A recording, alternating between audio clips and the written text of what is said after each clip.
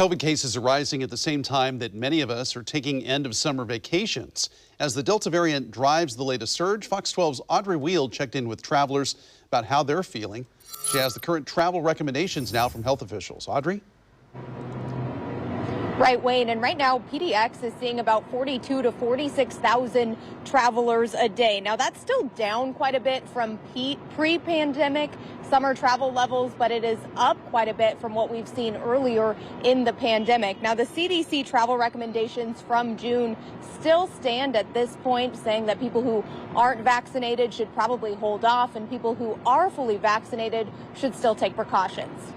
When Cindy Bredeveld left Boston to visit family in Washington, things didn't seem too bad. My sister lives there, and we had a family gathering, so we hadn't seen each other in a long time, obviously. But in just the few weeks since she's been here, there have been worsening concerns about the Delta variant.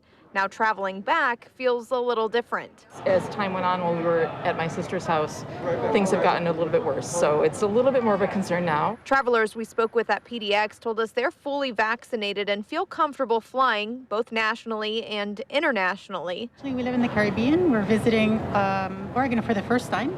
But they know there are risks. I think if we take precautions, that we can slowly start getting back to a certain level of normalcy. For traveling in the U.S., the latest CDC guidance recommends that fully vaccinated people wear a mask and then self-monitor for COVID symptoms after traveling, and that unvaccinated people wear a mask and get tested 1 to 3 days before their trip and then 3 to 5 days after their trip, plus self-quarantine for a week after travel.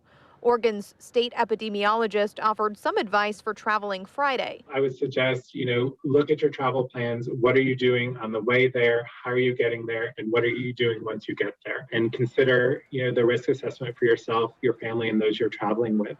And he said anyone not yet vaccinated might want to consider postponing until they are fully vaccinated. And there are stricter CDC recommendations for international travel. The CDC has said that they'll continue to update those recommendations based on the COVID situation. Reporting live from PDX, Audrey Wheel, Fox 12 Oregon.